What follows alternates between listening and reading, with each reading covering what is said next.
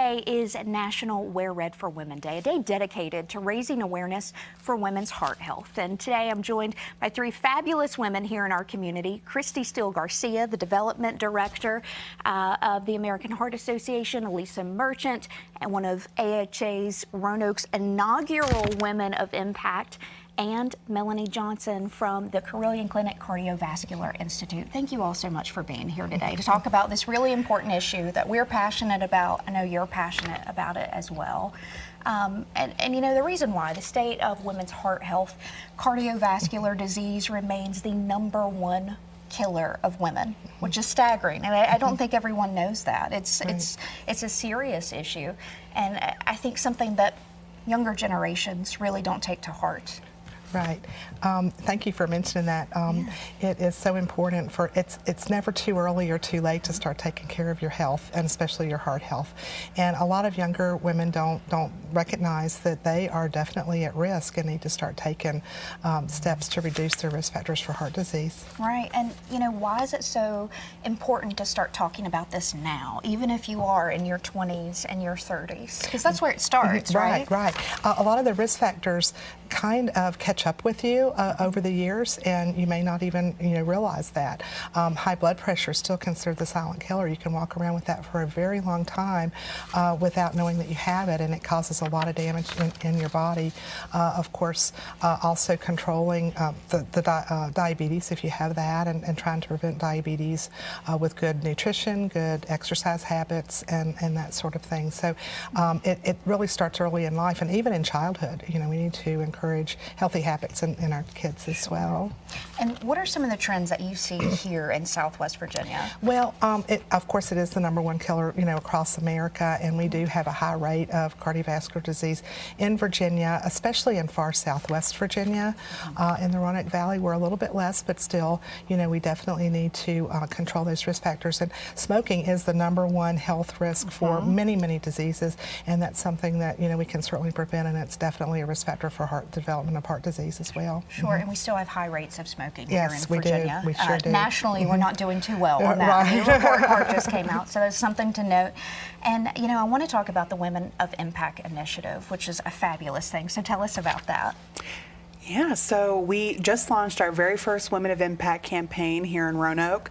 We have 9 fabulous nominees who are going to be spending the next 9 weeks raising money and raising awareness for the cause of women's heart health. And we have Alicia here, who's one of our wonderful 9 nominees. Yes. Congratulations. Thank you so much. I'm super excited. I'm a lupus advocate, lupus survivor myself, and when I was asked to do it, I was honored because people with lupus are 2 to 3 times more likely to develop cardiovascular disease. Oh, wow. So I'm excited to raise funds for a beautiful cause and to be a part of something so amazing. Yeah, and what does it mean to you to raise awareness for lupus, but then some of the factors that come with that, which is heart disease? It means everything. It's actually everything that I advocate for with the National Institutes of Health.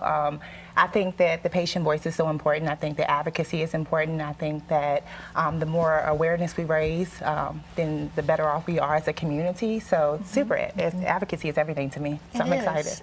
It's such a wonderful thing that you're doing, because I think we can all agree as women, we tend to prioritize other people and other things above ourselves. We are the caretakers, and we are always last on the list, and that's what today is about.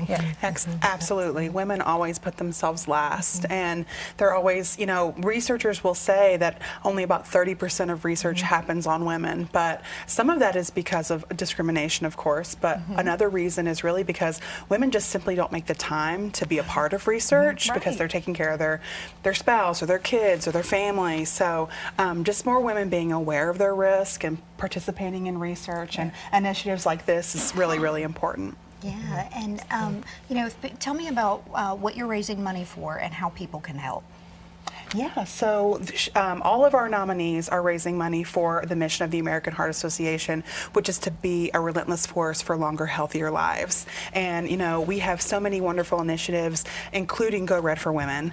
And this is just helping to further our research that we do. It furthers some of our wonderful programs like blood pressure checks that we do in the community, and even our CPR initiatives. We want one person in every household trained on hands-only CPR, because we know that you're 3 times more more likely to survive an out-of-hospital cardiac arrest if somebody performs CPR. So all of the money that we raise and all the money and the awareness that our nominees are going to bring to this is really just going to help us further our mission here in Roanoke and beyond. That's incredible. And, you know, and speaking of that, before we go, I wanted to talk about, you know, the difference with men and women with heart attack symptoms. There are differences. It doesn't look the same. Right. It can be the same, but women certainly can be a lot more subtle. We certainly see the chest pain, the radiation into the shoulders and back. Women tend to have more subtle symptoms, and they tend to dismiss them, and we don't want them to do that.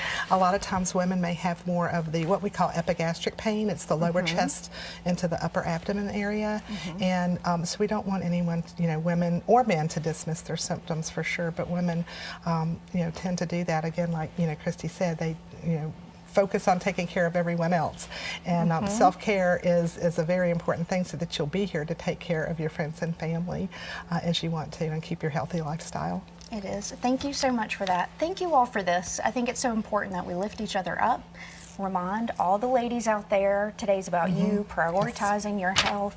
And thank you all so much. And we're going to have links to their website, about their program, their mission, and more tips at WSLS.com. We'll be right back after the break. Thank you. Thank you.